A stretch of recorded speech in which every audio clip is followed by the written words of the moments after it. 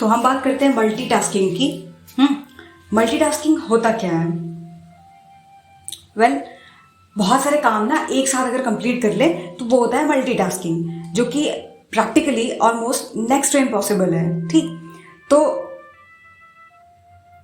हम जो बहुत सारे लोग हैं जो बहुत सारे अलग अलग टास्क कंप्लीट करते हैं एक ही दिन में, हालांकि सबके पास 24 घंटे ही हैं, पर वो बहुत सारे काम बहुत ही कम टाइम में अचीव कर पाते हैं, तो फिर भी लोग ऐसे क्यों बोलते हैं कि he is a kind of multitasker.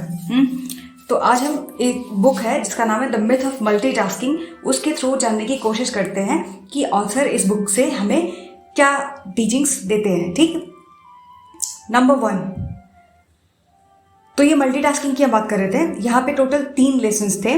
Number 1, multitasking किसी भी तरीके से पॉसिबल नहीं है, रादर हम जो करते हैं वो होता है स्विच टास्किंग, एक काम से दूसरे काम पे स्विच करना। जैसे कि पढ़ाई कर रहे थे, कोई बहुत हैवी सब्जेक्ट था, लेट्स से फिजिक्स या फिर मैथमेटिक्स, तो फिर साथ में जैसे हमने 3 से 4 घंटे हो गए ख़त्म, उसके बाद ये था कि चलो अब थोड़ा सा लिटरेचर पढ़ लेते हैं ना, क्योंकि वो थोड़ा लाइट सब्जेक्ट है।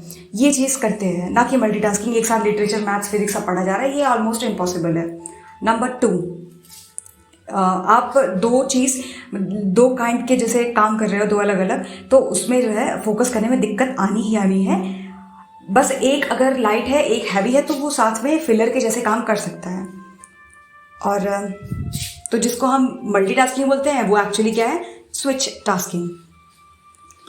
और ये डेव नाम है, डेव क्रिनशॉ। तो ऑथर जो है वो यहाँ पे बोलते हैं कि अगर हम अपने ब्रेन को ध्यान से स्टडी करें तो जो एरिया है जो परफॉर्म करता है कॉन्शियस एक्शंस, वो होता है प्री फ्रंटल कॉर्टेक्स। ठीक है, जब तक कि हम एक चीज़ पे फोकस करते हैं तो हमारा जो ब्रेन है उसका हाफ पार्ट इंगेज रहता है, और जब जैसे ही हम दूसरा टास्क उसमें ऐड कर लेते हैं तो स्प्लिट हो जाता है, जो ब्रेन का काम करने की फोकस की कैपेसिटी है वो 2 पार्ट में टूट जाता है। ठीक, और उसके बाद वो अपने अपने काम में लग जाते हैं रिवॉर्ड ढूंढने के चक्कर में। और आगे ऑथर ये बताते हैं कि स्विचेस जो है वो 2 तरीके के होते हैं, एक होता है एक्टिव स्विचेस, दूसरा होता है पैसिव स्विचेस। तो एक्टिव स्विचेस में ये है कि जैसे ये खुद से आप क्रिएट कर सकते हो। फॉर एग्जाम्पल, आप फ़ोन चला रहे थे और साथ में ये आपने सोचा कि कोई यूट्यूब पे कोई सेल्फ हेल्प वीडियो या फिर कोई अच्छा सा गूगल पे जाके आर्टिकल पढ़ लेते हैं। ठीक है, ये होता है एक्टिव स्विचेस। पैसिव स्विचेस की बात करें तो ये ट्रिगर होता है जैसे एनवायरनमेंट से, इवेंट से, या फिर लोगों से। फॉर एग्जाम्पल, आप ईमेल लिख रहे थे और साथ में कोई अचानक से कोवर्कर आता है आपके ऑफिस में और आप उससे बात करने लग जाते हो ना, तो ये क्या कर रहा है कि इससे आप अपने अटेंशन को डाइवर्ट कर रहे हो, जो आप काम कर रहे थे उसको थोड़ी देर के लिए आप छोड़ देते हो, स्विच करते हो दूसरे काम पे। इसको बोलते हैं पैसिव स्विचेस। ठीक, तो टॉपिक है हाउ टू डू मल्टीटास्किंग ना। Number 1, establish your goals. कोई भी काम कर रहे हो आप अगर, और उसमें क्लैरिटी ऑफ थॉट नहीं है, तो ये लगभग इम्पॉसिबल हो जाता है कि चीज़ें हमारे बस में नहीं हैं और ये कभी भी अचीव करना पॉसिबल नहीं है। इसलिए एक टू डू लिस्ट होना चाहिए जिसको हम ट्रैक करते रहें कि ये हमें कितने दिन लगेंगे अपना टास्क कंप्लीट करने में। लेट्स से 7 दिन का है तो पूरा ये होना चाहिए कि मंडे, ट्यूसडे, वेंसडे इन सब डेज में करना क्या है। ठीक, नंबर 2, इवैल्यूएट।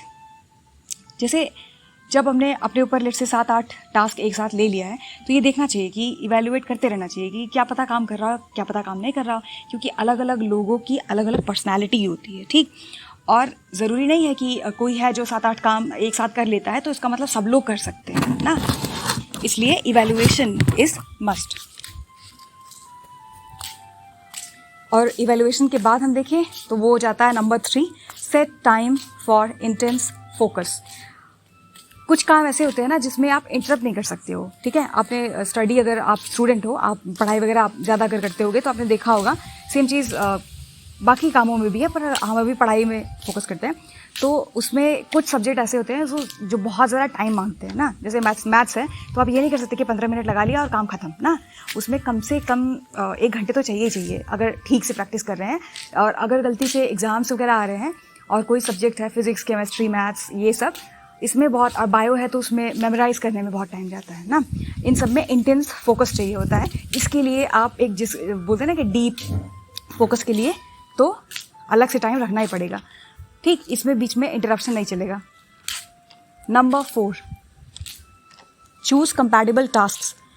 जैसे कि घर का काम कर रहे हैं और साथ में ये कर सकते हैं कि घर का काम करते करते हेडफोन लगा लिया है और ऑडियो बुक्स सुन रहे हैं। तो इससे क्या होगा कि बर्तन मांज रहे हो या फिर झाड़ू लगा रहे हैं या अपना रूम साफ़ कर रहे हैं, बेड सही कर रहे हैं, तो इन सब में क्या होता है कि ये सब लाइट काम है ना।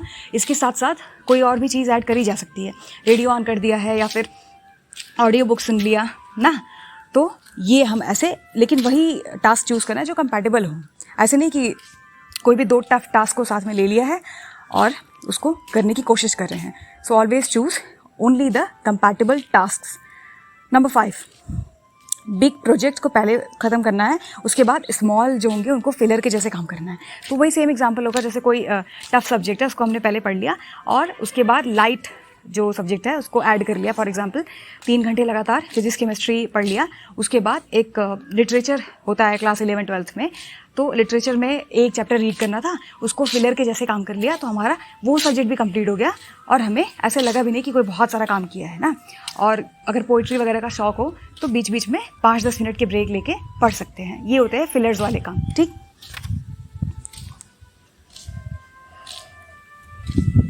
तो ये थे how to do multitasking effectively ना। और जैसे कि हमने अभी बात करी कि स्विच टास्किंग ही करना होता है, मल्टीटास्किंग तो पॉसिबल नहीं है। सो ऑथर लास्ट में ये एक बहुत ही प्यारा सा कोट है, वो बोलते हैं कि मल्टीटास्किंग बिल्कुल वैसे है ना जैसे कि आपसे कोई बात कर रहा हो और आपने कुछ सुना ही ना हो। क्यों? क्योंकि आप तो मल्टीटास्किंग कर रहे थे। तो इसलिए मल्टीटास्किंग ना इंडिविजुअल के लिए अच्छा है, ना ही दूसरे के लिए अच्छा है, ठीक। इसलिए इट्स बेटर कि जो भी कर रहे हो तो उसको हम समराइज़ कर लेते हैं। मल्टीटास्किंग वाले इस पूरे बुक का जो एक समरी जिस्ट है वो यही है कि establish your goal, number 1, number 2 evaluate करते रहें, number 3 set time for intense deep focus work, number 4 choose compatible task.